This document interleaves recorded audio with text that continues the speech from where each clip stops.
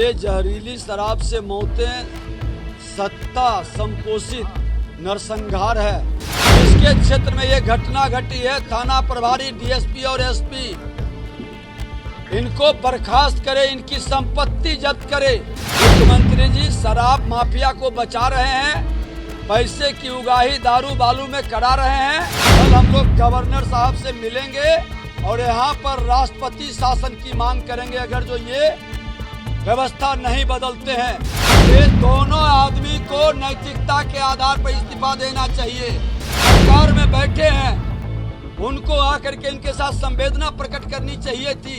सदन में और ताली बजा रहे हैं। और बिहार में पहली बार इस तरह की घटना से इतनी मौतें जहरीली शराब से हुई है। और ये जहरीली शराब से मौतें सत्ता संपोषित नरसंहार है। इतना बड़ा नरसंहार का खेल शासन प्रशासन में बैठे लोगों के संरक्षण में हो रहा है और सदन के अंदर सरकार की संवेदनहीनता प्रदर्शित हुआ है। सरकार जिस तरह से जहरीली शराब के मामले में बयान दे रहे हैं मुख्यमंत्री नीतीश कुमार जी और उप मुख्यमंत्री तेजस्वी यादव जी कि जो शराब पिएंगे वो मरेंगे, ये बड़ा ही दुखद बयान है। फिर जब आपने नीति बनाया, कानून बनाया, उसका पालन पुलिस पदाधिकारी और सरकार को करनी है, शासन प्रशासन में बैठे लोग को। और जब पालन नहीं कर रहे हैं तो जिम्मेवारी भी लेनी चाहिए, लेकिन जिम्मेवारी से ये लोग भाग रहे हैं। आज हम जिन परिवारों से जाके मिले हैं, छोटे छोटे बच्चे, उस मृतक की विधवा, और इस तरह के वातावरण के माहौल में पूरी मार्मिक आप लोग भी कवरेज किए हैं, लोग देखा है। मुख्यमंत्री जी इन परिवार को मुआवजा मिले, इनको रोजगार के अवसर में प्राथमिकता मिले।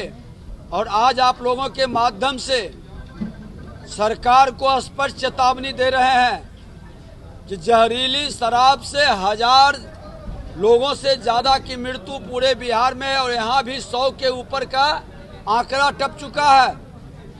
पोस्टमार्टम बहुत लोग को नहीं कराया, आनन फानन में दबाव डाल करके जलाने के लिए बाध्य किया गया।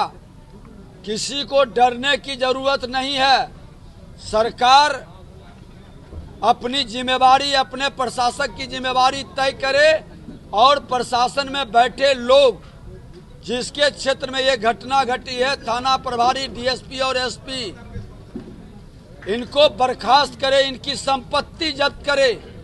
और इस तरह के जहां घटना घटित हुआ है उन लोगों पर पूरी तरह से जांच बैठा है। इस घटना को तो मैं न्यायिक जांच की भी मांग करता हूं। हाईकोर्ट के जजेस से जांच करावे सरकार, कौन लोग दोषी है। और आपकी जब शराबबंदी की नीति फेल है, क्योंकि आप ही के लोग, आप ही के सरकार के लोग शराबबंदी को फेल करने में लगे हैं। अगर जो ऐसा नहीं है तो गोपालगंज में शराब बनाने वाले को आप उम्मीदवार क्यों बनाए? कुर्नी में शराब पीने वाले को उम्मीदवार क्यों बनाए? कई लोग, जदयू राजद के लोग शराब माफिया के रूप में चिन्हित हुए हैं, पकड़ाए हैं।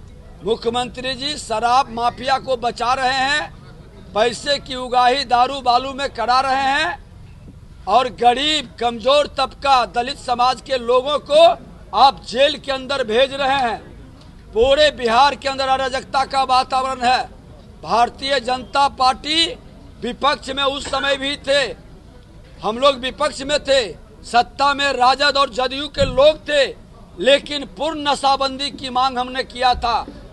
लेकिन इनका तंत्र फेल है। उस समय भी हमने सावधान किया था कि आपका तंत्र फेल है और आप ही के लोग माफिया, दारू और बालू के माफिया है। आज वह साबित हो रहा है और खुल करके मुख्यमंत्री जी इसको हल्के वे में लेके खाना पूर्ति कर रहे हैं। जब तक मुआवजा नहीं मिलेगा, जहरीली शराब से मरने वाले को या अपराधियों के गोली से मरने वाले को तब तक सड़क से सदन तक लड़ाई लड़ेंगे। इनको अपनी नीति बदलनी होगी। ये बनाना होगा कि अगर जो इस तरह के मृत्यु होता है तो सरकार उसके मुआवजा और रोजगार के अवसर देने का काम करेगा। एक चीज और कहना चाहेंगे कि उप मुख्यमंत्री तेजस्वी यादव जी, जिनका राजनीति में उनके पिताजी बड़े भाई श्रीमान लालू प्रसाद यादव जी और नीतीश कुमार जी की जोड़ी की राजनीति का ये सबसे बड़ा केंद्र बिंदु था। सीएम की कुर्सी के लिए उनकी भी भाषा आज वही निकली जो मुख्यमंत्री बोल रहे हैं कि जो पिएंगे वो मरेंगे। सत्ता लोलुपता के चरम पर ये लोग पहुंचे हैं और अगर जो इन लोगों का मुआवजा न्यायिक जांच का व्यवस्था नहीं बनाती है, नीतीश कुमार जी को नैतिकता के आधार पर इस्तीफा देनी चाहिए। कल हम लोग गवर्नर साहब से मिलेंगे और यहाँ पर राष्ट्रपति शासन की मांग करेंगे अगर जो ये व्यवस्था नहीं बदलते हैं, क्योंकि ये सदन के अंदर भी आवाज को रोक रहे हैं, यहाँ भी लाशों को दबा रहे हैं, लोगों को डरा रहे हैं और एक तरह से भय का वातावरण बना रहे हैं।